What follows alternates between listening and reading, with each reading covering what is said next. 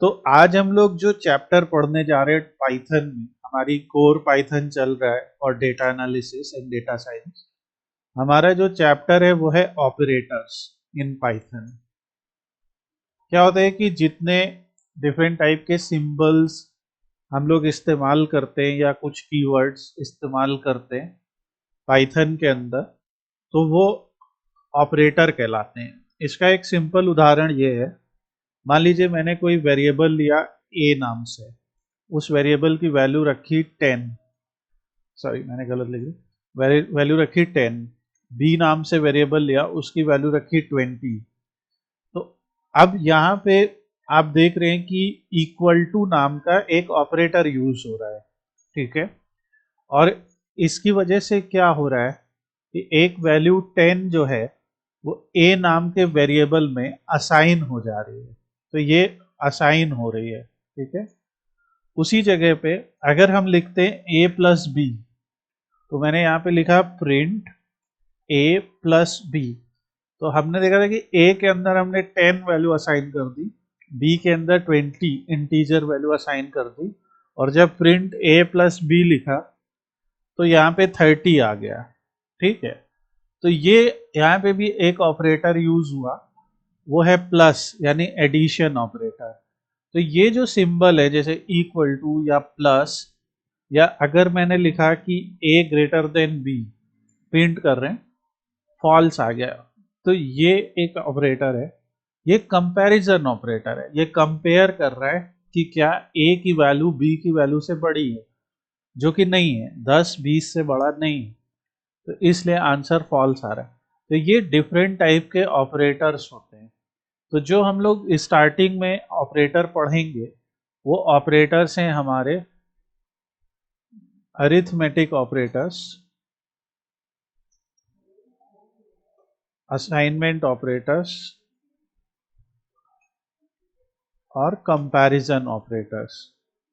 इस टाइप के ऑपरेटर्स होंगे, ये हम पढ़ेंगे। और भी ऑपरेटर्स है, पर हम लोग पहले इन ऑपरेटर्स को अच्छी तरह से समझेंगे। तो हमारी वेबसाइट जो slidescope.in वाली वेबसाइट है, उसमें हमने ये पाइथन ट्यूटोरियल पूरा बनाया। तो उसमें आप देख सकते हैं अरिथमेटिक ऑपरेटर्स, कंपैरिजन ऑपरेटर्स जिन्हें रिलेशनल ऑपरेटर्स भी कहा जाता है, logical operators, bit wise, assignment, membership और आइडेंटिटी, ये हमारे मेजर ऑपरेटर्स होते हैं पाइथन के अंदर।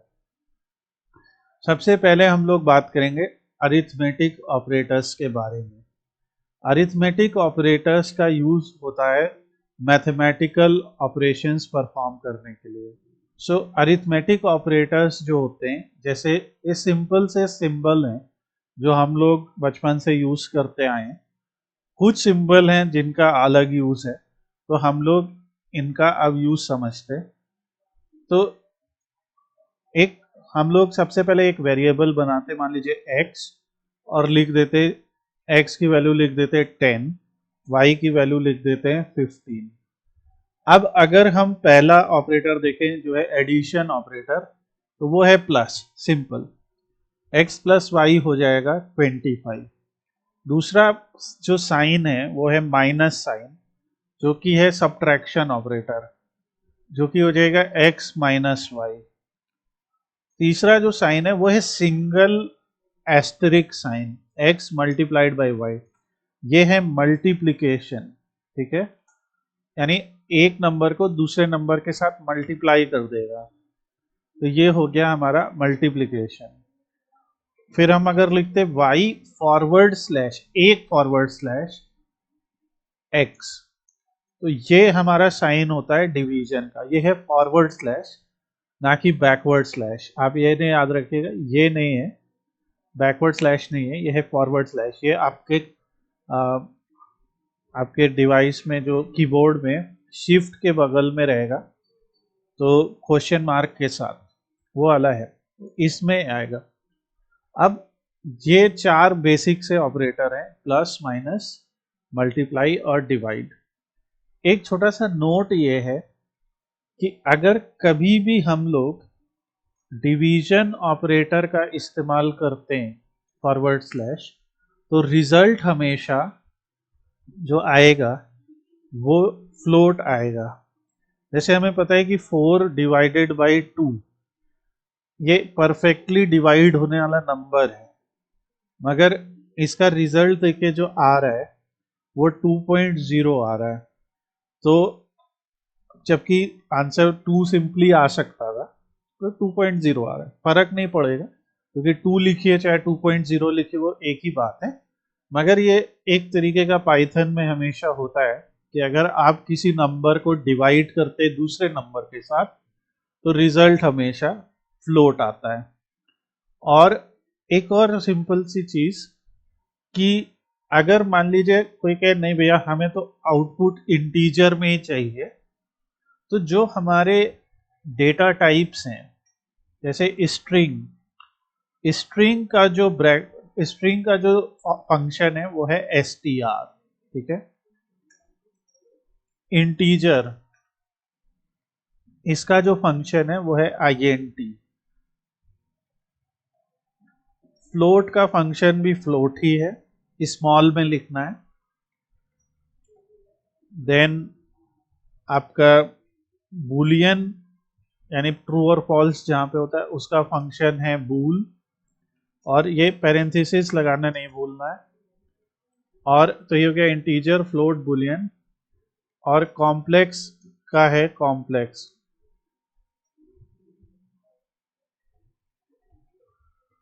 इसका मतलब क्या है कि जैसे अगर मान लीजिए मुझे कोई रिजल्ट एज अ इंटीजर चाहिए तो मैं ऐसे लिख दूंगा कि int 4/2।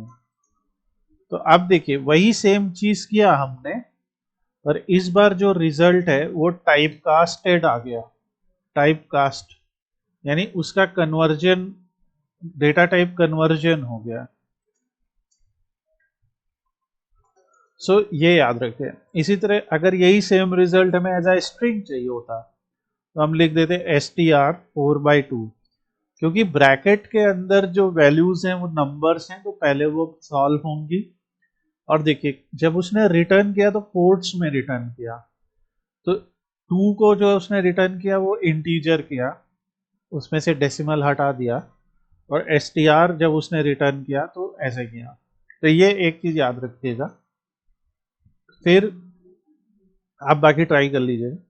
एक इंपॉर्टेंट चीज, अगर हम इसे बूल बोलते हैं तो बूल में आप याद रखिए अगर हम कोई भी नंबर लिख देंगे जो 0 के अलावा कुछ भी होगा तो आंसर ट्रू आएगा, और 0 लिखेंगे तो आंसर फॉल्स आएगा।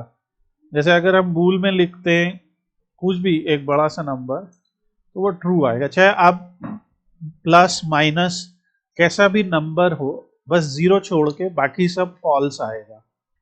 तो अभी तक आप लोग में किसी को कोई डाउट्स हैं? Any doubts anyone? तो ये हमारे 3 जो बेसिक हमने पढ़े, 4 प्लस माइनस मल्टीप्लाई डिवाइड, और ये इनके सारे एग्जाम्पल के साथ मैंने यहाँ पे लिख दिए।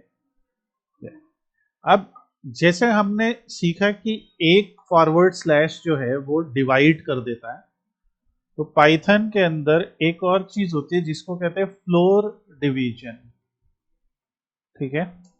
फ्लोर डिवीजन, तो जैसे हम लोग को पता है कि 22 डिवाइडेड बाई 7, अगर हम 22 डिवाइडेड बाई 7 करते हैं तो ये बेसिकली पाई की वैल्यू है, जो पाई की वैल्यू है वो आपके सामने आ जाएगी, और तो ये अनएंडिंग है, तो इसीलिए इसने एक अप्रोक्सीमेट आंसर दे दिया 3.142 तो ये पाई की वैल्यू है। पाई की वैल्यू में आप देख रहे हो कि 2 पार्ट हैं, एक उसका इंटीजर पार्ट है और एक उसका फ्रैक्शन वाला पार्ट है। पर यही अगर हम लिखते हैं 22 डबल फॉरवर्ड स्लैश 7, छोटा सा ही डिफरेंस है, मगर यहाँ पे जो आंसर आ जाएगा आपके लिए वो आ जाएगा 3, ठीक है। तो ये क्या करता है कि जो चीज हमने ऊपर की कि पहले हमने उसको डिवाइड किया फिर उसे इंटीफाई किया, इंट में बदला, तो ये फ्लोर डिवीजन वही काम कर देता है। ये फ्लोर डिवीजन किसी भी नंबर का, किसी भी डिवीजन का हमें क्वोशिएंट दे देता है। जैसे आप हम लोग ने शुरुआती क्लासेस में डिवीजन पढ़ा था, उसमें हम लोग ऐसे लिखते थे ना कि 7 यहाँ पे लिखा, 22 यहाँ पे लिखा, तो 7 3 लिखा, यहाँ पे गया 21 और यहाँ पे आया 1 रिमाइंडर।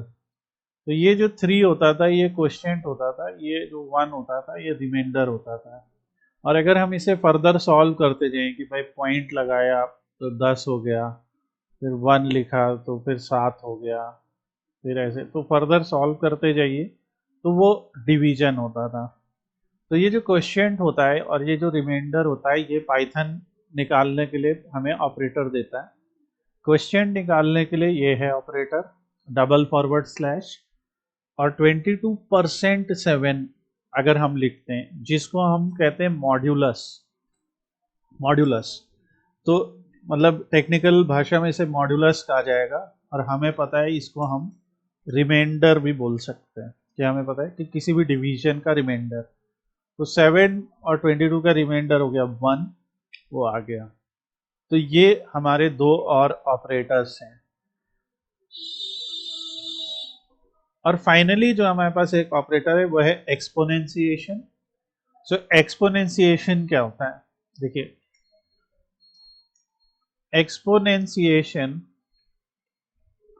या स्पेलिंग हम सही कर लेंगे, एक्सपोनेंशिएशन का मतलब ये रहेगा कि जैसे हमें किसी एक नंबर की पावर निकालनी हो, तो जैसे हमने सीखा कि अगर हम 2 स्टार 3 लिखते हैं तो ये आंसर आ जाएगा 6, ये मल्टीप्लाई हो गया। और अगर हम 2 स्टार स्टार 3 लिखते हैं तो आंसर आया 8।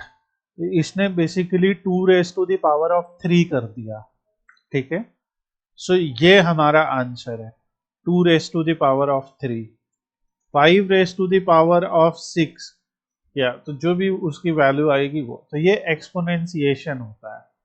तो ये हमारा एक सिंपल सा लॉजिक है कि एक्सपोनेंशिएशन में हम डबल स्टार का इस्तेमाल करते हैं। ये सिंपल से ऑपरेटर्स हैं पाइथन में। और क्योंकि जब हम डेटा एनालिसिस पढ़ेंगे उसमें हम लोग को बहुत सारे कैलकुलेटेड फील्ड्स बनाने पड़ते हैं, बहुत बार हमको जो है डेटा दिया होता है उसमें हमें कोई ना कोई कैलकुलेशन ज़रूर करना होता है। तो हम लोग को कभी कभी कैलकुलेटेड मेजर बनाना पड़ता है, कभी कैलकुलेटेड टेबल बनाने पड़ते हैं, या कभी कैलकुलेटेड कॉलम्स बनाने पड़ते हैं या फील्ड्स बनाने पड़ते हैं। तो वो सब के लिए हम लोग इनका इस्तेमाल करेंगे आगे, पर ये याद रखिएगा। तो ये थे हमारे सिंपल से अरिथमेटिक ऑपरेटर्स इन पाइथन।